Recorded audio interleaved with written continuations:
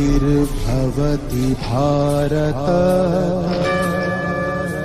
अभ्युत्थानम् अधर्मस्य तदात्मानं सृजाम्यहम्।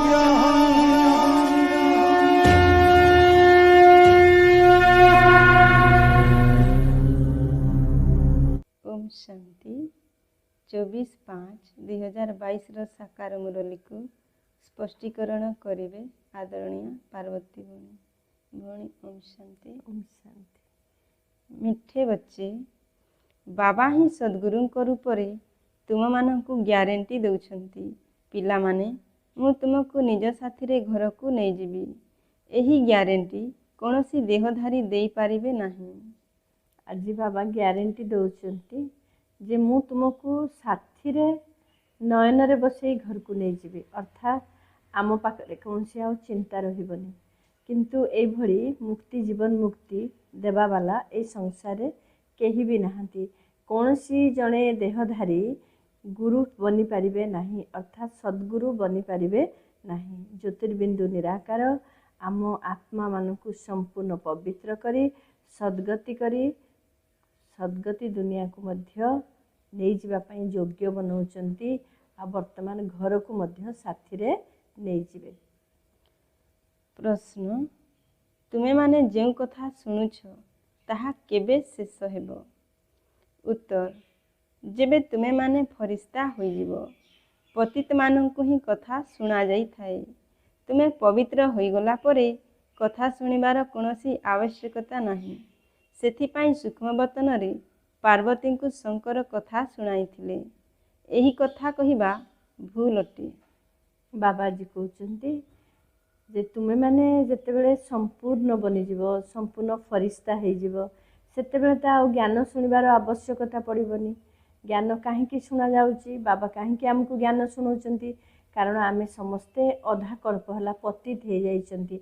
63 जन्मर विकर्मर बोझा आम आत्मा रे रहिची। तेणु पतित पावन परमात्मांकर महिमा, परमात्मा को ज्ञान शुणे शुणे संपूर्ण पावन कर दौरान। एमिति जो गायन अच्छी जे पार्वती को शंकर ज्ञान शुणे सूक्ष्मवतन रे। तो आम निजे पचारिबा प्रकृत पार्वतींकर कौन आवश्यकता थिला? ये ज्ञान द्वारा तांको कौन सद्गति दरकार थिला? सी तो निजे देवी थिले। तेणु प्रकृत रे बाबा कहते ये सबू भूल कथा। वर्तमान ही अमर नाथ अमर आत्मा मानकु अमर लोकर कहानी शुणे शुणे संपूर्ण पवित्र फरिश्ता करी देवी देवता बनाउचंती। द्वितीय प्रश्न, श्री बाबांकर महिमारे केउ शब्द ठीक केउ शब्द भूल? उत्तर, श्री बाबा को अभोक्ता अचिंत करी कराइबा वाला कहिबा ठीक, किंतु अकर्ता कहिबा ठीक नहीं। काहेकि ना सी पतित मानंकु पवित्र करुछंती। बाबाजी कहते परमात्मा को कौन कहिबा ठीक कौन कहिबा ठीक नुहे।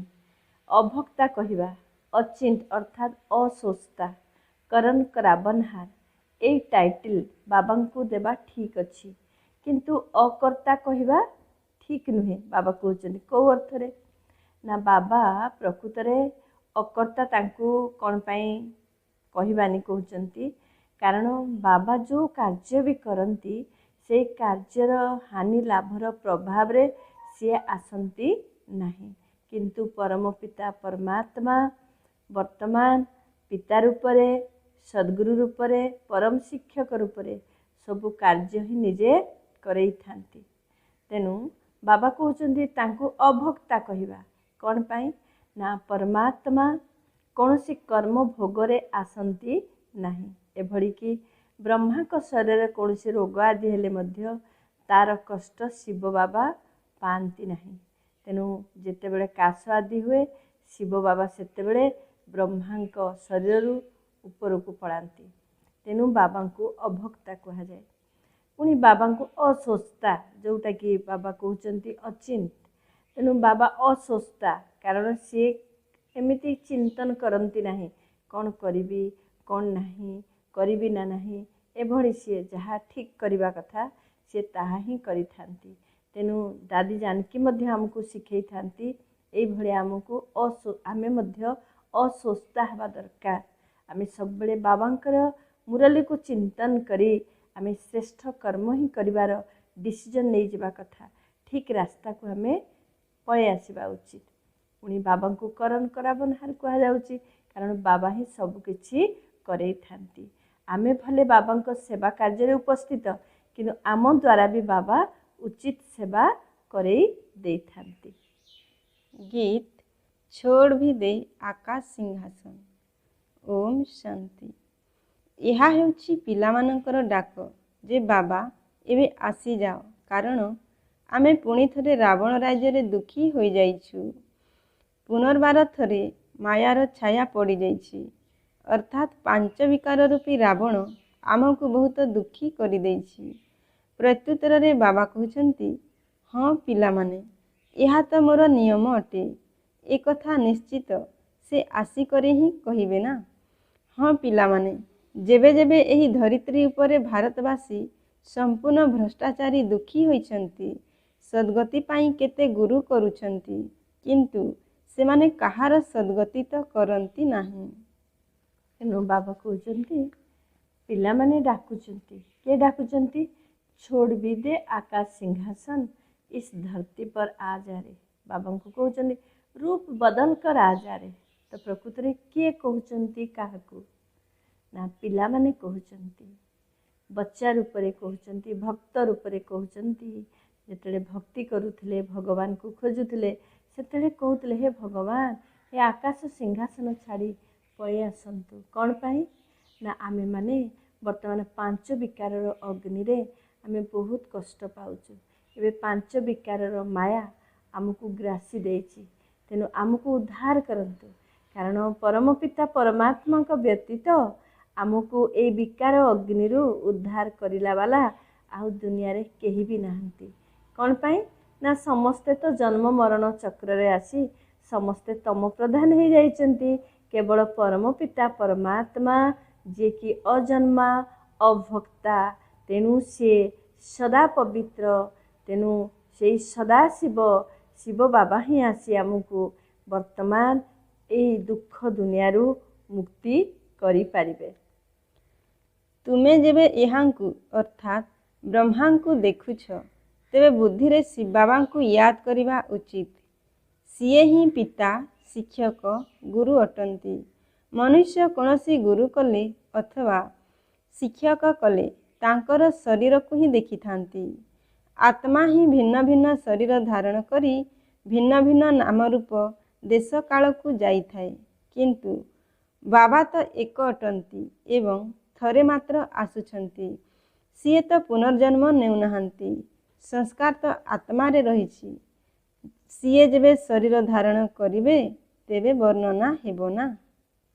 ତେଣୁ ବାବା କହୁଛନ୍ତି ଆତ୍ମା ଯେତେବେଳେ ଶରୀର ଧାରଣ କରେ, ସେତେବେଳେ ତା ଭିତରେ ସଂସ୍କାର ତିଆରି ହେଇଥାଏ। ତେଣୁ ବାବା ଯେତେବେଳେ ପୁଣି ଶରୀରରେ ଆସି ତାଙ୍କର ଅଭିନୟ କରୁଛନ୍ତି, ସେତେବେଳେ ଆମ ଭିତରେ ମଧ୍ୟ ନୂଆ ସଂସ୍କାରର ନିର୍ମାଣ କରୁଛନ୍ତି। ବାବା ବ୍ରହ୍ମାଙ୍କ ତନ ଦ୍ୱାରା ହିଁ ସବୁକିଛି କରେଇଥାନ୍ତି। ତୁମେମାନେ ବାବାଙ୍କର ମହିମା ଗାଉଛ। ସିଏ ନିରାକାର ଅଟନ୍ତି, କେବେ ସାକାର ଶରୀର ନେଉନାହାନ୍ତି। ଶିବଙ୍କର ନିଜର ଶରୀର ତ ନାହିଁ, କିନ୍ତୁ ସିଏ ଜ୍ଞାନର ସାଗର, ପତିତ ପାବନ, ସଦ୍ଗୁରୁ ଅଟନ୍ତି। ସିଏ ବାବା ମଧ୍ୟ ଅଟନ୍ତି, ରାଜଯୋଗ ମଧ୍ୟ ଶିଖାଉଛନ୍ତି। ଯିଏ ବ୍ରହ୍ମାଣ୍ଡର ସାରା ବିଶ୍ୱର ମାଲିକ ଅଟନ୍ତି, ସିଏ ହିଁ ସ୍ୱର୍ଗର ମାଲିକ କରାଇବେ ନା। ଶରୀରଧାରୀ ତ କରାଇ ପାରିବେ ନାହିଁ। ପିଲାମାନଙ୍କ ବ୍ୟତୀତ ବାବାଙ୍କୁ କେହି ଜାଣିନାହାନ୍ତି। ତେଣୁ ବାବା ଯେଉଁ ଜ୍ଞାନର ସାଗର, ଶାନ୍ତିର ସାଗର, ପତିତ ପାବନ, ଏଭଳି ବାବାଙ୍କୁ ଆମେ ପିଲାମାନେ କେବଳ ଜାଣିଛନ୍ତି। ଅର୍ଥାତ୍ ବ୍ରହ୍ମା କୁମାର କୁମାରୀମାନେ କେବଳ ପରମାତ୍ମାଙ୍କର ନାମ, ରୂପ, ଧାମ, କାଳ, କର୍ତ୍ତବ୍ୟ, ମହିମା, ତାଙ୍କର ଯଥାର୍ଥ ସମର୍ଥି ରୂପକୁ ଆମେମାନେ କେବଳ ଜାଣିଛନ୍ତି। କାରଣ ଆମେମାନେ 7 ଦିନର କୋର୍ସ କରିବା ସହିତ ପ୍ରତ୍ୟେକ ଦିନ ବାବାଙ୍କର ମହାବାକ୍ୟ ଶୁଣୁଛନ୍ତି, ମୁରଲୀ ଶୁଣୁଛନ୍ତି। ଆଉ ଆମେମାନେ ମଧ୍ୟ ଯୋଗ କରି ଯୋଗର ଅନୁଭବ ଆଧାରରେ ବାବାଙ୍କର ପ୍ରକୃତ ରୂପ ଗୁଣକୁ କର୍ତ୍ତବ୍ୟକୁ ଆମେ ବର୍ତ୍ତମାନ ବୁଝିପାରୁଛନ୍ତି। ଏକଥା ସମସ୍ତେ ବୁଝି ନାହାନ୍ତି। ଯଦି ବୁଝନ୍ତେ ତ ବହୁତ ଲମ୍ବା ଧାଡ଼ି ଲାଗିଯାଆନ୍ତା, ଭିଡ଼ ହୋଇଯାଆନ୍ତା। ବାବା ପ୍ରଜାପିତା ବ୍ରହ୍ମାଙ୍କ ଦ୍ୱାରା ପୋଷ୍ୟ ଗ୍ରହଣ କରୁଛନ୍ତି। ପ୍ରଜାପିତାଙ୍କର ଦୈହିକ ରୂପରେ ତ ଏତେ ପିଲା ହୋଇପାରିବେ ନାହିଁ। ପ୍ରଜାପିତା ବ୍ରହ୍ମାଙ୍କର ତ ଅସଂଖ୍ୟ ସନ୍ତାନ ହୋଇଛନ୍ତି। ବ୍ରାହ୍ମଣ କୂଳ ବହୁତ ବଡ଼ ଅଟେ। ଯେଉଁ ବ୍ରାହ୍ମଣ ପୁଣି ଦେବତା ହେବେ। ଯେବେ ଦେବତା ହୋଇଯିବେ ସେତେବେଳେ ଆଉ କେହି ପୋଷ୍ୟ ରହିବେ ନାହିଁ। ବର୍ତ୍ତମାନ ହିଁ ପୋଷ୍ୟ ସନ୍ତାନ ହେଉଛନ୍ତି। କେତେ ବ୍ରାହ୍ମଣ ଅଛନ୍ତି। ବାବା କହୁଛନ୍ତି ଦେବୀ ଦେବତା ମାନଙ୍କର ସନ୍ତାନମାନଙ୍କୁ ପୋଷ୍ୟ ବୋଲି କୁହାଯାଉନି, କାରଣ ସେମାନଙ୍କର ଏତେ ସଂଖ୍ୟାରେ ସନ୍ତାନ ହେବେନି। କେବଳ ଗୋଟିଏ ପୁଅ ଗୋଟିଏ ଝିଅ ଦେବୀ ଦେବତାମାନଙ୍କର ହେବେ। କିନ୍ତୁ ବର୍ତ୍ତମାନ ତ ପରମପିତା ପରମାତ୍ମା ବ୍ରହ୍ମାଙ୍କ ଶରୀରକୁ ପ୍ରଥମେ ଆଡପ୍ଟ କଲେ, ଆଉ ବ୍ରହ୍ମାଙ୍କ ମୁଖ ଦ୍ୱାରା ଜ୍ଞାନ ଶୁଣେଇ ଆମମାନଙ୍କୁ ପୋଷ୍ୟ ସନ୍ତାନ ରୂପେ ଗ୍ରହଣ କରିଛନ୍ତି। ତେଣୁ ଆମେମାନେ ସମସ୍ତେ ବ୍ରହ୍ମାଙ୍କର ମୁଖ ବଂଶାବଳୀ ସନ୍ତାନ। ତେଣୁ ବ୍ରାହ୍ମଣମାନଙ୍କର ସଂଖ୍ୟା ବହୁତ। ଅଧାକଳ୍ପ ଦିନ ଅଧାକଳ୍ପ ରାତି ଭକ୍ତି ମାର୍ଗରେ କେବଳ ଧକ୍କା ହିଁ ଖାଉଛନ୍ତି। ଭଗବାନ ମିଳୁନାହାନ୍ତି। ତେଣୁ ଅନ୍ଧକାର ହେଲା ନା। ସମ୍ପୂର୍ଣ୍ଣ ବୁଦ୍ଧିହୀନ ଅଟନ୍ତି। ଗାୟନ କହୁଛନ୍ତି ଯେ ପରମପିତା ପରମାତ୍ମା ଉପରେ ଅଛନ୍ତି, ପୁଣି କହୁଛନ୍ତି ତୀର୍ଥଯାତ୍ରୀ କଲେ ଭଗବାନ ମିଳିବେ, ଦାନ ପୁଣ୍ୟ ଦ୍ୱାରା ମଧ୍ୟ ମିଳିବେ। କେତେ ସମୟ ତୁମେ ଧକ୍କା ଖାଇ ଆସିଛ। ଅନେକ ମତ ରହିଛି। ସେଥିପାଇଁ କୁହାଯାଇଥାଏ ଯେ ଭକ୍ତି ମାର୍ଗ ହେଉଛି ବ୍ରହ୍ମାଙ୍କର ରାତି। ଧକ୍କା ଖାଇ ଖାଇ ଦୁର୍ଗତିକୁ ପ୍ରାପ୍ତ କରି ପାପ ଆତ୍ମା ହୋଇଯାଇଛନ୍ତି। ବିକାର ଦ୍ୱାରା ଜନ୍ମ ହେଲା ବାଲାଙ୍କୁ ହିଁ ପାପ ଆତ୍ମା କୁହାଯାଇଥାଏ। ତୁମେ ଏପରି କହିବ ନାହିଁ ଯେ ଶ୍ରୀକୃଷ୍ଣ ବିକାର ଦ୍ୱାରା ଜନ୍ମ ହୋଇଛନ୍ତି। ନା, ସିଏ ତ ଯୋଗବଳ ଦ୍ୱାରା ଜନ୍ମ ହେଉଛନ୍ତି। ଏହି କଥା ଗୁଡ଼ିକୁ ତୁମେ ଭାରତବାସୀ ଗୃହସ୍ଥ ଧର୍ମବାଲା ହିଁ ଜାଣିଛ। ଏକଥା ସନ୍ନ୍ୟାସୀମାନେ ଜାଣିନାହାନ୍ତି ନା ମାନୁଛନ୍ତି। ବାବାଜୀ କହୁଛନ୍ତି ଭକ୍ତି ଆଉ ଜ୍ଞାନ ଅଧାକଳ୍ପ ଭକ୍ତି। ଯେଉଁ ଅଧାକଳ୍ପ ଭକ୍ତି କରିଛନ୍ତି ତାକୁ କ'ଣ କୁହାଯାଉଛି? ରାତ୍ରି କୁହାଯାଉଛି। ଅର୍ଥାତ୍ ଦ୍ୱାପର ଯୁଗ କଳିଯୁଗକୁ ରାତ୍ରି କୁହାଗଲା, କାରଣ ସେତେବେଳେ ପରମାତ୍ମାଙ୍କର ଦିବ୍ୟ ଅବତରଣ ହେଇନଥିଲା। ପରମ ପିତା ପରମାତ୍ମା ଯେ ଜ୍ଞାନର ସାଗର, ଯେ ପ୍ରକାଶର ସାଗର, ତାଙ୍କୁ ଜାଣିନଥିଲେ। ତେଣୁ ତାକୁ ଅନ୍ଧକାର ରାତ୍ରି କୁହାଯାଉଛି। ଆଉ ସେ ଅନ୍ଧକାର ରାତ୍ରିରେ ହିଁ ସମସ୍ତେ ଧୋକା ଖାଇଥାନ୍ତି, ଅନେକ ଧୋକା ଖାଇଥାନ୍ତି। ତେଣୁ ବାବା ବର୍ତ୍ତମାନ କହୁଛନ୍ତି ଏବେ ଜ୍ଞାନର ଆଲୋକକୁ ଆସି ଆମେ ଆଉ ଧୋକା ଖାଇବା ନାହିଁ। ଏବେ ଜ୍ଞାନ ଦ୍ୱାରା ଅତୀନ୍ଦ୍ରିୟ ସୁଖର ଅନୁଭବ କରିବା। ସେଠାରେ ଶାନ୍ତି ମଧ୍ୟ ଥିଲା। ଏପରି ତ ଶାନ୍ତିଧାମ ନିର୍ମାଣ ଧାମରେ ଶାନ୍ତି ଥାଏ, କିନ୍ତୁ ସତ୍ୟଯୁଗରେ ମଧ୍ୟ ତୁମକୁ ସମ୍ପତ୍ତି ମିଳିଥିଲା। ସେଥିପାଇଁ ସେଠାରେ କେବେ ଅଶାନ୍ତି ହୋଇନଥାଏ। ସେଠାରେ ପରସ୍ପରକୁ ଦୁଃଖ ଦେଇ କେବେ ଅଶାନ୍ତ କରୁନଥିଲେ। କେହି କେବେ ହେଲେ କାହାକୁ ଦୁଃଖ ଦେଉନଥିଲେ। ଏଠାରେ ତ ପିଲାମାନେ ମଧ୍ୟ ମା ବାପାଙ୍କୁ ଦୁଃଖ ଦେଇ ଅଶାନ୍ତ କରିଦେଉଛନ୍ତି। ଏବେ ତୁମେ ଶାନ୍ତିର ସାଗରଙ୍କ ଠାରୁ ସମ୍ପତ୍ତି ନେଉଛ। ସେଠାରେ କୌଣସି ଲଢ଼େଇ ଝଗଡ଼ା ହୋଇନଥାଏ। ଏଠାରେ ମଧ୍ୟ ତୁମର ସେହି ଅବସ୍ଥା ହେବା ଦରକାର। ପରସ୍ପର ମଧ୍ୟରେ ଲଢ଼େଇ କରିବା ଉଚିତ ନୁହେଁ। ତେଣୁ ବାବା ବାରମ୍ବାର ମନେ ପକାଇ ଦେଉଛନ୍ତି ଯେ ଆମେ ଶାନ୍ତିଧାମରେ ତ ଶାନ୍ତିରେ ଥିଲେ, ଆଉ ସୁଖଧାମରେ ମଧ୍ୟ ବହୁତ ସୁଖରେ ଥିଲେ। ସୁଖଧାମ ଅର୍ଥାତ୍ ସତ୍ୟଯୁଗ ଦୁନିଆରେ ଦୁଃଖ ଅଶାନ୍ତି ନଥିଲା, ଅପ୍ରାପ୍ତି ନଥିଲା, କୌଣସି ଲଢ଼େଇ ଝଗଡ଼ା ନଥିଲା ମଧ୍ୟ। ଶାନ୍ତିଧାମରେ ତ ସମ୍ପୂର୍ଣ୍ଣ ଶାନ୍ତି। ତେଣୁ ଶାନ୍ତି ସାଗର ବାବା ଆମକୁ ପୁଣି ଯେହେତୁ ଏଇ କଥା ବୁଝେଇ ଦେଉଛନ୍ତି, ତେଣୁ ଏବେ ଆମ ଭିତରେ ସେଇ ପୁରୁଣା ସ୍ୱଭାବ ସଂସ୍କାର, ଲଢ଼େଇ ଝଗଡ଼ାର ଅବଗୁଣ ଆମ ଭିତରେ ବାହାରିବା ଉଚିତ ନୁହେଁ। ତେଣୁ ସମ୍ପୂର୍ଣ୍ଣ ଶାନ୍ତି ମିଠା ହେଇଯିବା ଉଚିତ, କାରଣ ଆମେ ଯେଉଁ ଦୁନିଆକୁ ଯିବା ସେଇ ଦୁନିଆ ପାଇଁ ଆମେ ଯୋଗ୍ୟ ହେବା ଉଚିତ। ତେଣୁ ଯେତେବେଳେ ଆମେ ବାରମ୍ବାର ଏଇ କଥା ଚିନ୍ତା କରିବା, ଆମ ଭିତରେ ଥିବା ଏଇଭଳି ସଂସ୍କାର, ଲୁନ୍ ପାନି ହେବାର ସଂସ୍କାର, ପରସ୍ପର ମତଭେଦ ହେବାର ସଂସ୍କାର ଆଉ ବାହାରିବ ନାହିଁ। କାରଣ ଆମେ ଏକଙ୍କର ହେଇଗଲେ ଏକ ବାବାଙ୍କର ମତରେ ମଧ୍ୟ ଚାଲିବା। ସତ୍ୟଯୁଗରେ ତ ବାବା ଆସନ୍ତି ନାହିଁ। ଏଠାକୁ ଆସି ଏହି ଝରକା ଦ୍ୱାରା ତୁମକୁ ଦେଖୁଛନ୍ତି। ଏହାଙ୍କର ଆତ୍ମା ମଧ୍ୟ ଦେଖୁଛି, ଶିବ ବାବା ମଧ୍ୟ ଦେଖୁଛନ୍ତି। ଗୋଟିଏ ଶରୀରରେ ଦୁଇଟି ଆତ୍ମା କିପରି ରହିପାରିବେ? ଏକଥା ଲୋକମାନେ ମାନିବେ ନାହିଁ। ଆରେ ବ୍ରାହ୍ମଣମାନଙ୍କୁ ଖୁଆଉଛ, ସ୍ୱାମୀ କିମ୍ବା ବାପାଙ୍କର ଆତ୍ମାକୁ ଡାକୁଛ, ସେମାନେ ଆସି କଥା ହୋଇଥାନ୍ତି, ତାଙ୍କୁ ପଚାରିଥାନ୍ତି, ତେଣୁ ଦୁଇଟି ଆତ୍ମା ହେଲେ ନା। ବାବା କହୁଛନ୍ତି ସେହି ଆତ୍ମାମାନେ ଆସି ବସୁନାହାନ୍ତି। ଏକଥା ହୋଇପାରିବ ନାହିଁ। ବାବାଙ୍କର ତ ନିଜର ଶରୀର ନାହିଁ, ସିଏ ତ ଆସିପାରିବେ ନା। 5000 ବର୍ଷ ପୂର୍ବରୁ ମୁଁ ଏପରି କହିଥିଲି ଯେ ସାଧାରଣ ବୃଦ୍ଧ ଶରୀରରେ ଭାଗୀରଥ ଅର୍ଥାତ୍ ଭାଗ୍ୟଶାଳୀ ରଥରେ ଆସୁଛି। ତେଣୁ ବାବା ଆଗରୁ 5000 ବର୍ଷ ପୂର୍ବେ କହିଥିଲେ, ଏବେ ବି କହୁଛନ୍ତି ଯେ ଭାଗୀରଥ ଅର୍ଥାତ୍ ଭାଗ୍ୟଶାଳୀ ରଥ ସେଇ ବ୍ରହ୍ମା ବାବା, ଯିଏକି ଦାଦା ଲେଖରାଜ ହୀରା ବ୍ୟବସାୟୀ ଥିଲେ, ତାଙ୍କ ଶରୀରରେ ପରମାତ୍ମା ଆସୁଛନ୍ତି। ତେଣୁ ବ୍ରହ୍ମାଙ୍କ ଶରୀରରେ ବ୍ରହ୍ମାଙ୍କର ଆତ୍ମା ଏବଂ ପରମ ପିତା ପରମାତ୍ମା ରହିଥାନ୍ତି। ତାଙ୍କ ଭ୍ରୁକୁଟି ମଝିରେ ବ୍ରହ୍ମାଙ୍କ ଆତ୍ମାର ସାଇଡ଼ରେ ବା ବାଜୁରେ ରହିଥାନ୍ତି। ଆଉ ଯେତେବେଳେ ବାବାଙ୍କର ସେବା, ଶିବ ବାବାଙ୍କର କର୍ତ୍ତବ୍ୟ ସରିଯାଏ, ସେତେବେଳେ ସିଏ ପୁଣି ପରମ ଧାମକୁ ପଳେଇ ଯାଆନ୍ତି। ଏମିତି ନୁହେଁ ଯେ 24 ଘଣ୍ଟା ବ୍ରହ୍ମାଙ୍କ ତନରେ ଶିବ ବାବା ରହୁଥିଲେ। ଯେମିତି କାଶ ଆଦି ହେଲେ ଶିବ ବାବା ବାହାରକୁ ପଳାନ୍ତି। ଯେତେବେଳେ ବ୍ରହ୍ମାଙ୍କ ମୁଖ ଦ୍ୱାରା ଜ୍ଞାନ ଶୁଣାନ୍ତି, ନୟନ ଦ୍ୱାରା ଦୃଷ୍ଟି ଦିଅନ୍ତି, ସେତେବେଳେ ଶିବ ବାବା ବ୍ରହ୍ମାଙ୍କ ତନରେ ରହିଥାନ୍ତି। କିନ୍ତୁ ସମସ୍ତେ କହୁଛନ୍ତି ଗୋଟିଏ ଶରୀରରେ ଦୁଇଟି ଆତ୍ମା ରହିବା କେମିତି ସମ୍ଭବ? ତେଣୁ ବାବା ମନେ ପକାଇ ଦେଉଛନ୍ତି, ଆମେ ଯେତେବେଳେ ଭକ୍ତି କରୁଥିଲେ ସେତେବେଳେ ଆମେ ବ୍ରାହ୍ମଣଙ୍କୁ ଖୁଆଉଥିଲେ, ଆଉ ଯେଉଁମାନଙ୍କର ମୃତ୍ୟୁ ହୋଇଥାଏ ଆମେ ସେମାନଙ୍କୁ ତାଙ୍କ ଶରୀରରେ ଇମର୍ଜ କରି ଆମେ ତାଙ୍କର ମନ କଥା ଶୁଣୁଥିଲେ, ଆଉ ତାଙ୍କର ଯାହା ଇଚ୍ଛା ଆମେ ତାକୁ ଖୁଆଉଥିଲେ। ଯେଉଁ ଆତ୍ମାମାନେ ଆମକୁ ତ୍ୟାଗ କରି ଶରୀର ତ୍ୟାଗ କରିଦେଇଥାନ୍ତି। ଏଭଳିକି କାହାର ଏମିତି ମନେ ଅଛି, ଥରେ ବାବା କହିଥିଲେ କେହି ଜଣେ ସ୍ତ୍ରୀ ଶରୀର ତ୍ୟାଗ କଲା ପରେ ତାକୁ ଡାକିଥିଲେ, ତାର ଗୋଟେ ନାକଫୁଲି ପିନ୍ଧିବାର ଇଚ୍ଛା ଥିଲା, କିଣା ହେଇଥିଲା, ସେ ପିନ୍ଧିନଥିଲେ, ତାକୁ ପୁଣି ସେଇଟା ପିନ୍ଧେଇ ଦେଇଥିଲେ। ଏଇଭଳି କରିଥାନ୍ତି। ତେଣୁ ଶିବ ବାବା ବ୍ରହ୍ମାଙ୍କ ତନରେ ମଧ୍ୟ ଆସି ଏଇଭଳି ଜ୍ଞାନ ଆମକୁ ଶୁଣାଉଛନ୍ତି। ଆଜି ବାବା ପଚାରିଲେ ଯେ ଶିବ ବାବା କ'ଣ ସ୍ନାନ କରୁଛନ୍ତି? କହିଲେ ବାପ ଦାଦା କରୁଛନ୍ତି। ମୁଁ କହିଲି ଯେ ସ୍ନାନ ତ ଦାଦା କରୁଛନ୍ତି ନା, ଶିବ କାହିଁକି କରିବେ? ସିଏ କ'ଣ ପାଇଖାନାକୁ ଯାଉଛନ୍ତି ଯେ ସ୍ନାନ କରିବେ? ଶିବ ତ ଅଭୋକ୍ତା ଅଟନ୍ତି ନା, ଏହା ବୁଝିବାର କଥା ଅଟେ ନା। ସିଏ କ'ଣ ଅପବିତ୍ର ହେଉଛନ୍ତି ଯେ ସ୍ନାନ କରିବେ? ସିଏ ତ ଆସୁଛନ୍ତି ପତିତଙ୍କୁ ପାବନ କରିବା ପାଇଁ। ବାବା କରନ୍ କରାବନ ହାର, ଅଭୋକ୍ତା ଅଚିନ୍ତ ଅଟନ୍ତି।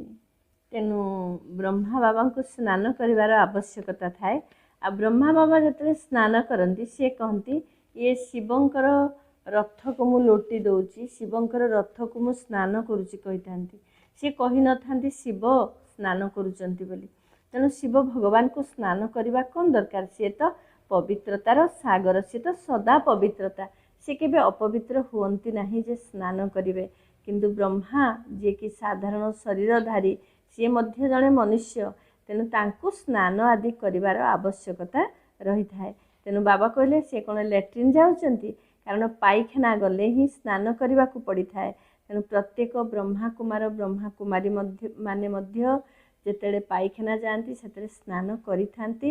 ଆଉ ଯେଉଁମାନେ ବି ସ୍ନାନ କରୁନାହାନ୍ତି ସେମାନେ ସ୍ନାନ କରିବା ଉଚିତ। ଏହାଙ୍କ ଆତ୍ମାର ଏହି ଶରୀର ରୂପୀ ବାଜା ଖରାପ ହୋଇଗଲାଣି, ତେଣୁ ଶିବ ବାବା କ'ଣ କରିବେ? ତୁମେ ଏପରି କହିବ ନାହିଁ ଯେ ଶିବ ବାବାଙ୍କର ବାଜା ଖରାପ ହୋଇଯାଇଛି। ନା, ଏହି ଶରୀର ତାଙ୍କର ନୁହେଁ, ଏହାକୁ ସିଏ ଉଦ୍ଧାର ସୂତ୍ରରେ ନେଇଛନ୍ତି। ଯଦି ଉଦ୍ଧାର ନେଇଥିବା ଜିନିଷ ଭାଙ୍ଗିଯାଏ, ତେବେ ମାଲିକଙ୍କର ଭାଙ୍ଗିବ ନା। ଶିବ ବାବା ଏହି ଶରୀରର ମାଲିକ ନୁହନ୍ତି, ଶରୀରର ମାଲିକ ତ ଇଏ ଅଟନ୍ତି। ସିଏ ଅର୍ଥାତ୍ ଶିବ ବାବା ଏହାକୁ ଭଡ଼ା ସୂତ୍ରରେ ନେଇଛନ୍ତି। ଇଏ ଭାଗ୍ୟଶାଳୀ ରଥ ଅଟନ୍ତି। ତେଣୁ ବାବା କହୁଛନ୍ତି ଶିବ ବାବାଙ୍କର ଶରୀର ନୁହେଁ, ବ୍ରହ୍ମାଙ୍କ ଶରୀର। ତେଣୁ ବ୍ରହ୍ମାଙ୍କ ଶରୀର ବାଜା ଅର୍ଥାତ୍ କାଶ ଯେତେବେଳେ ହୁଏ ସେତେବେଳେ ତାଙ୍କୁ କଷ୍ଟ ହୁଏ। ତେଣୁ କହୁଛନ୍ତି ଏ ଶିବ ବାବାଙ୍କର ବାଜା ଖରାପ ହେଇଗଲା। ପ୍ରକୃତରେ ସେ ଶିବ ବାବାଙ୍କର ନୁହେଁ, ଶିବ ବାବା ବ୍ରହ୍ମାଙ୍କ ଶରୀରକୁ ଭଡ଼ା ସୂତ୍ରରେ ବ୍ୟବହାର କରିଥାନ୍ତି କିଛି ସମୟ ପାଇଁ। ତେଣୁ ଇଏ ଶିବ ବାବାଙ୍କର ନୁହେଁ, ଶରୀର ନୁହେଁ, ସେଇ ରଥରେ ଆସିଥାନ୍ତି। ଯେଉଁ ରଥଟା को भाग्यशाली रथ कुहाଯାए, कारण एई रथरे शिव बाबा सवार କରିଥାନ୍ତି, କିନ୍ତୁ ପ୍ରକୃତରେ ସେ ରଥଟା କାହାର? ବ୍ରହ୍ମା ବାବାଙ୍କର। ବୃଷଭ ଜଣେ ହିଁ ଅଟନ୍ତି। ପୁଣି ଗୌମୁଖ ମଧ୍ୟ କହୁଛନ୍ତି। ବାବା କହୁଛନ୍ତି ବାସ୍ତବରେ କେତେକ କନ୍ୟା ଏତେ ଚତୁର ନୁହନ୍ତି। ଯଦି କାହାକୁ ଜ୍ଞାନ ଶୁଣାଇ ଉଠାଇବାର ଅଛି ତ ମୁଁ ପିଲାମାନଙ୍କ ଶରୀରରେ ପ୍ରବେଶ କରି ଯାଇ ଶୁଣାଉଛି। ପତିତ ଦୁନିଆରେ ପତିତ ଶରୀରରେ ତ ଆସିବାକୁ ହିଁ ହୋଇଥାଏ। ତେବେ କାହାର କଲ୍ୟାଣ କରିବା ପାଇଁ ମଧ୍ୟ ପିଲାମାନଙ୍କ ଶରୀରରେ ମୁଁ ପ୍ରବେଶ କରୁଛି। ପିଲାମାନେ ଏକଥା ବୁଝିପାରିବେ ନାହିଁ। ତାଙ୍କଠାରୁ ମଧ୍ୟ ଶୁଣିଲା ବାଲା ବହୁତ କ୍ଷିପ୍ର ହୋଇଯାଇଥାନ୍ତି। ଏହା ବାବାଙ୍କର ହିଁ ସାହାଯ୍ୟ ମିଳିଥାଏ। ତେଣୁ ବାବା କହୁଛନ୍ତି ବୃଷଭ ତ ଜଣେ ଯାହାକି ବ୍ରହ୍ମା ବାବାଙ୍କର ଚିହ୍ନ ବା ପ୍ରତୀକ। ଆଉ ବାବା କହୁଛନ୍ତି ବେଳେବେଳେ କନ୍ୟାମାନେ ଜ୍ଞାନ ଶୁଣେଇଲା ବେଳେ, କାହାକୁ ମୁରଲି ବୁଝେଇଲା ବେଳେ, କାହାକୁ ଜ୍ଞାନ ଶୁଣେଇଲା ବେଳେ ତାଙ୍କ ଭିତରେ ଜ୍ଞାନ ନଥିଲେ ମଧ୍ୟ ବାବା ତାଙ୍କ ଭିତରେ ପ୍ରବେଶ କରି ଶୁଣେଇ ଦେଇଥାନ୍ତି। ତେଣୁ ଶୁଣିଲା ବାଲା ଯେ ଶୁଣଉଥାଏ ତାଠାରୁ ଶୁଣିଲା ବାଲା ବହୁତ ଆଗକୁ ଯାଇଥାଏ। ତେଣୁ ବାବା ହିଁ ସବୁ କାର୍ଯ୍ୟ ଏମିତି କରେଇ ଦେଇଥାନ୍ତି। ପ୍ରଥମତଃ ନିଶ୍ଚୟ ବୁଦ୍ଧି ଅଟନ୍ତି। ଦ୍ୱିତୀୟରେ ପୁଣି ଦୃଷ୍ଟି ମିଳିଥାଏ। ବାବା କହୁଛନ୍ତି ଯେ ମୁଁ ଶରୀରରେ ପ୍ରବେଶ କରିପାରିବି, କିନ୍ତୁ ଏପରି ନୁହେଁ ଯେ ମୁଁ ସର୍ବବ୍ୟାପୀ ଅଟେ। ମୋତେ ବହୁରୂପୀ କାହିଁକି କହୁଛନ୍ତି? ଯିଏ ଯାହାର ପୂଜା କରିଥାନ୍ତି ମୁଁ ତାଙ୍କୁ ସେହି ରୂପରେ ସାକ୍ଷାତକାର କରାଇଥାଏ। ସାକ୍ଷାତକାରରେ ଏପରି ଦେଖିଥାନ୍ତି ଯେପରି ସମ୍ମୁଖକୁ ଆସିଛନ୍ତି। ବିଷ୍ଣୁଙ୍କର ସାକ୍ଷାତକାର ହୋଇଥାଏ। ବିଷ୍ଣୁ ଚୈତନ୍ୟ ହୋଇଯାଇଛନ୍ତି। ମୁଣ୍ଡ ଉପରେ ହାତ ରଖିଥାନ୍ତି। କହନ୍ତି ଯେ ମୋତେ ଚତୁର୍ଭୁଜଙ୍କର ସାକ୍ଷାତକାର ହେଲା। କିନ୍ତୁ ଏହାଦ୍ୱାରା ଲାଭ କ'ଣ? କିଛି ନୁହେଁ। କେବଳ ସେମାନଙ୍କର ମନ ଖୁସି ହୋଇଥାଏ ଯେ ମୋତେ ଭଗବାନଙ୍କର ସାକ୍ଷାତକାର ହେଲା। ଭକ୍ତି ମାର୍ଗରେ ବହୁତ ସାକ୍ଷାତକାର ହୋଇଥାଏ, କିନ୍ତୁ ଏହାଦ୍ୱାରା କାହାର ସଦ୍ଗତି ହୋଇନଥାଏ। ତେଣୁ ବାବା କହୁଛନ୍ତି ସାକ୍ଷାତକାର ଆଦି କରିବାର ଆଶ ରଖିବା ଉଚିତ ନୁହେଁ, କାରଣ ସାକ୍ଷାତକାର କଲା ପରେ ବି ଆମକୁ ସଦ୍ଗତିର ବରଦାନ ମିଳିନଥାଏ। ଆଉ ସାକ୍ଷାତକାର ବାବା କରେଇଥାନ୍ତି ପିଲାମାନଙ୍କର ଖୁସି ପାଇଁ। ଆଉ ଯିଏ ଯାହାକୁ ପୂଜା କରେ, କିଏ ହନୁମାନଙ୍କର ଭକ୍ତ, କିଏ ନାରାୟଣଙ୍କର ଭକ୍ତ, କିଏ ବିଷ୍ଣୁଙ୍କର ଭକ୍ତ, ବାବା ସେମାନଙ୍କୁ ସେଇ ଚିତ୍ରର ସାକ୍ଷାତକାର କରେଇଥାନ୍ତି। ତା ଅର୍ଥ ନୁହେଁ ଯେ ପରମାତ୍ମା ଚାରିଆଡ଼େ ସର୍ବବ୍ୟାପୀ ବା ବହୁରୂପୀ ଅଟନ୍ତି ବୋଲି। ପ୍ରଜାପିତା ଜଣେ ଅଟନ୍ତି। ପୁଣି ତାଙ୍କ ଦ୍ୱାରା ବ୍ରାହ୍ମଣ ପୋଷ୍ୟ ହୋଇଥାନ୍ତି। ପିଲାମାନେ ଜାଣିଛନ୍ତି ଯେ ଆମେ ପ୍ରଥମେ ବ୍ରାହ୍ମଣ ହେଉଛୁ, ପୁଣି ଯାଇ ଦେବତା ହେଉଛୁ। ବ୍ରାହ୍ମଣମାନଙ୍କର ସଠିକ୍ ମାଳା ହୋଇପାରିବ ନାହିଁ, କାରଣ ନା ଅଦଳ ବଦଳ ହୋଇ ଚାଲିଛି। କେହି ତଳକୁ ଖସି ଯାଉଛନ୍ତି, କେହି ପୁଣି ଜ୍ଞାନ ଛାଡ଼ି ଚାଲି ଯାଉଛନ୍ତି। ପୁଣି କ'ଣ କରିବେ? ତାଙ୍କୁ ବାହାର କରିଦେବେ। ରୁଦ୍ରମାଳା ଶେଷ ସମୟରେ ଯାଇ ସଠିକ୍ ଭାବରେ ହୋଇପାରିବ। ବାବା କହୁଛନ୍ତି ରୁଦ୍ରମାଳା ସମ୍ପୂର୍ଣ୍ଣ ରୂପେ ଏବେ ତିଆରି ହେଇପାରୁନି ବର୍ତ୍ତମାନ। କ'ଣ ପାଇଁ? ନା ବ୍ରାହ୍ମଣମାନଙ୍କର ସ୍ଥିତିର ନିଚା ଉପର ହେଉଛି। ଆଜି ବ୍ରାହ୍ମଣ ଏକରସ ସ୍ଥିତି ଏକାନ୍ତ ପ୍ରିୟ, ତ କାଲି ବ୍ରାହ୍ମଣ ବାହ୍ୟମୁଖୀ ହେଇଯାଉଛି, ଆଉ ସ୍ଥିତିରେ ଡାମାଡୋଲ ହେଇଯାଉଛି। ତେଣୁ ଆଜି କିଏ ବ୍ରାହ୍ମଣ ଅଛନ୍ତି ତ କାଲି ବାବାଙ୍କର ହାତ ଛାଡ଼ି ପୁଣି ଶୂଦ୍ର ହେଇଯାଉଛନ୍ତି। ତେଣୁ ରୁଦ୍ରମାଳା ଲାଷ୍ଟ ତିଆରି ହେବ ସମ୍ପୂର୍ଣ୍ଣ ଭାବରେ। ଶ୍ରୀକୃଷ୍ଣ ହିଁ ଶ୍ୟାମଳ ହେଉଛନ୍ତି। ବାବା ସେତେବେଳେ ହିଁ ଆସୁଛନ୍ତି ଯେବେ ଏହାଙ୍କୁ ଶ୍ୟାମଳରୁ ଗୋରା କରିବାକୁ ପଡ଼ୁଛି। ଶିବ ଜୟନ୍ତୀ ପରେ ତୁରନ୍ତ ଶ୍ରୀକୃଷ୍ଣଙ୍କର ଜନ୍ମ ହୋଇଥାଏ। ଶିବ ବାବା ଆସି ରାଜଯୋଗ ଶିଖାଇଥାନ୍ତି।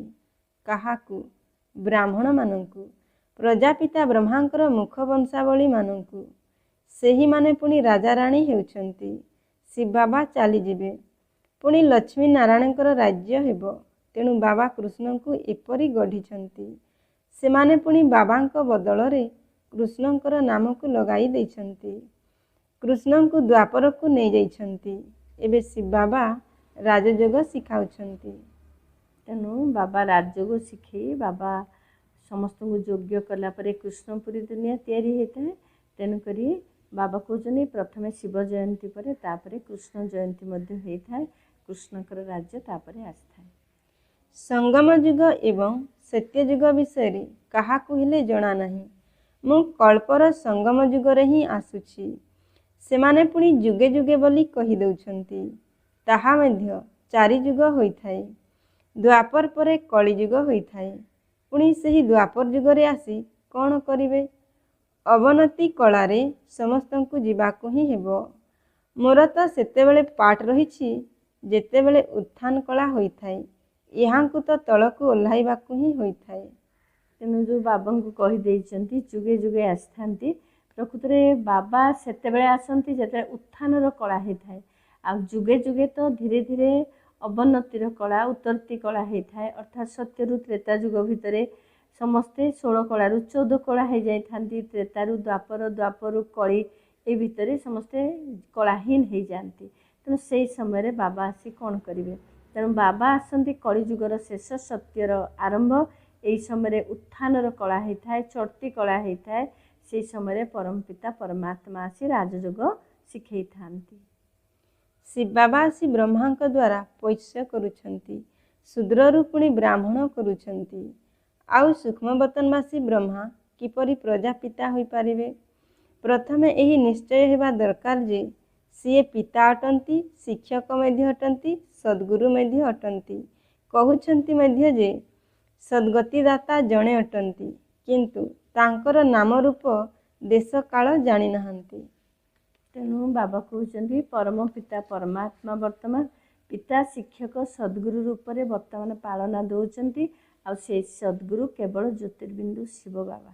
ଏକଥା ସମସ୍ତେ ବୁଝି ନାହାନ୍ତି। ବରଦାନ। ଏକ ଶବ୍ଦର ପାଠକୁ ସ୍ମୃତିରେ ରଖି ତପସ୍ୟାରେ ସଫଳତା ପ୍ରାପ୍ତ କରୁଥିବା ନିରନ୍ତରୀ ଯୋଗୀ ହୁଅ।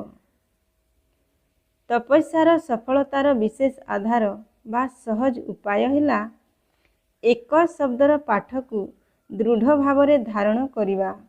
ତପସ୍ୟା ଅର୍ଥାତ୍ ଏକମାତ୍ର ଜଣଙ୍କର ହୋଇଯିବା। ତପସ୍ୟା ଅର୍ଥାତ୍ ମନବୁଦ୍ଧିକୁ ଏକାଗ୍ର କରିବା। ତପସ୍ୟା ଅର୍ଥାତ୍ ଏକାନ୍ତ ପ୍ରିୟ ହେବା। ତପସ୍ୟା ଅର୍ଥାତ୍ ସ୍ଥିତିକୁ ଏକରସ ଅର୍ଥାତ୍ ସ୍ଥିର ରଖିବା। ତପସ୍ୟା ଅର୍ଥାତ୍ ସମସ୍ତ ପ୍ରାପ୍ତ ହୋଇଥିବା ସମ୍ପତ୍ତିକୁ ବ୍ୟର୍ଥରେ ଖର୍ଚ୍ଚ ନ କରିବା ଅର୍ଥାତ୍ ମିତବ୍ୟୟୀ ହେବା। ଯଦି ଏହି ଏକ ଶବ୍ଦର ପାଠକୁ ସ୍ମୃତିରେ ରଖିବ, ତେବେ ନିରନ୍ତର ଯୋଗୀ ସହଜ ଯୋଗୀ ହୋଇଯିବ, ପରିଶ୍ରମରୁ ମୁକ୍ତ ହୋଇଯିବ। ତେଣୁ ବାବା ଆଜି ନିରନ୍ତର ଯୋଗୀ ହେବା ପାଇଁ ତପସ୍ୟାର ପାଠକୁ ପକ୍କା କରିବା ପାଇଁ କହିଛନ୍ତି। ତପସ୍ୟା ଶବ୍ଦର ଅର୍ଥ କ'ଣ? ଏକ ଶବ୍ଦରେ ଆମେ ପକ୍କା ହେବା, ଅର୍ଥାତ୍ ଏକ ବାବା ଦୁସରା ନା କୋଇ।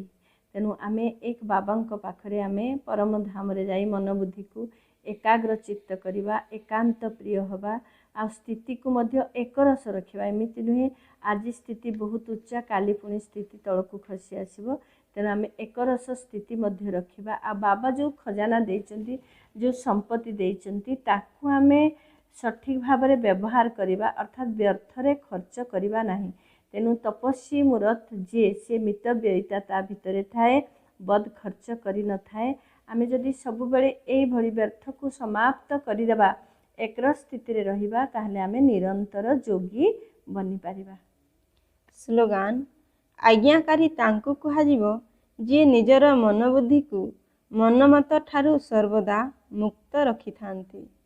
ତେଣୁ ମନବୁଦ୍ଧି ଦ୍ୱାରା ହିଁ ସାରା ଖେଳ। ଆଉ ମନବୁଦ୍ଧିରେ ହିଁ ପରମାତ୍ମା ସହିତ ଆମେ ଯୋଗ ଲଗେଇ ପାରିବା। ତେଣୁ ମନବୁଦ୍ଧିକୁ ଶ୍ରୀମତରେ ଚଲେଇବା, ମନମତରୁ ହିଁ ଉର୍ଦ୍ଧ୍ୱରେ ରଖିବା। ଆଜିର ମୁରଲୀକୁ ସୁନ୍ଦର ଭାବରେ ସ୍ପଷ୍ଟୀକରଣ କରିଥିବାରୁ ଭଉଣୀଙ୍କୁ ଧନ୍ୟବାଦ ଦେଇ ଆଜିର କାର୍ଯ୍ୟକ୍ରମକୁ ଏଇଠି ରଖୁଛୁ। ପୁଣି ଦେଖା ହେବ ଆଗାମୀ ଅଧ୍ୟାୟରେ। ରହୁଛୁ। ଓମ୍ ଶାନ୍ତି।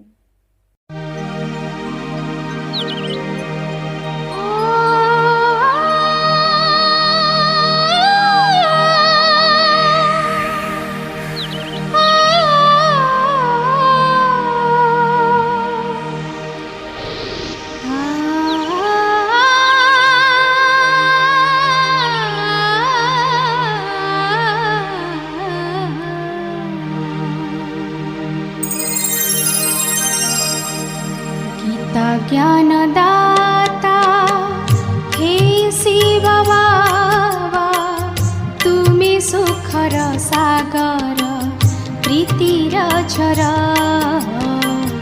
गीता ज्ञान दाता हे शिव बाबा तुमे सुखर सागर प्रीतिर झर एही मधुबनर रचनाकार मीठा बाबा शिव बाबा स्नेही बाबा शिव बाबा शिव बाबा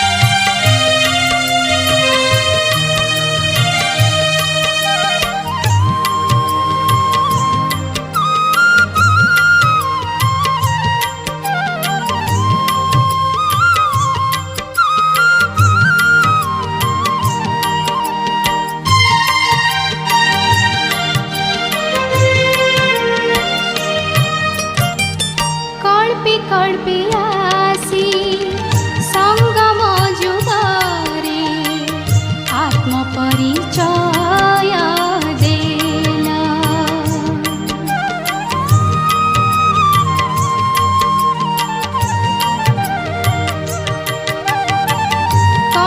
कल्पे आसी संगम जुगारे आत्म परिचय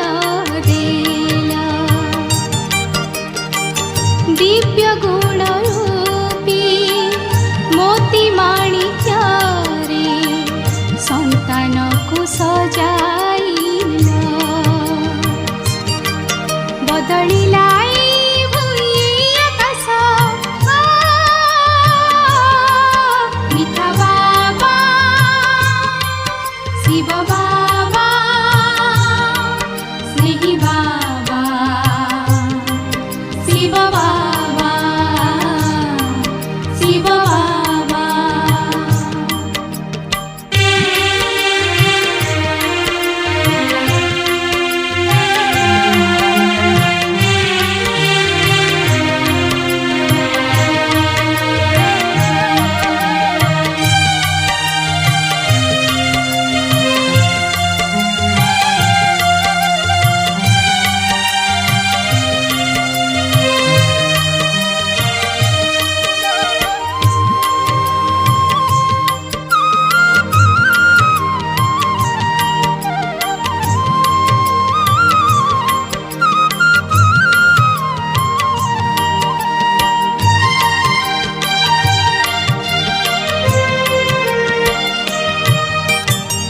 त्रिनेत्रे तीनी लोक को देखाई क्षण के बदलाइला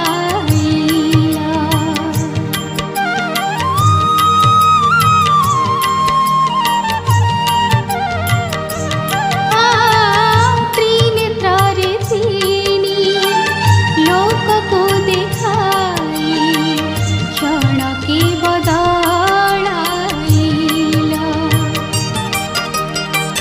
देवंकर देव हे महादेव अगतिर गति ज्ञान देला गुंजी उठे ध्वनि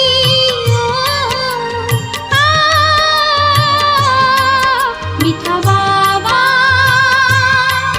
शिव बाबा स्नेही बाबा शिव बाबा शिव बाबा गीता ज्ञान दाता हे शिव बाबा तुमे सुखर सागर प्रीतिर झर गीता ज्ञान दाता हे शिव बाबा तुमे सुखर सागर प्रीतिर झर एहि मधुबन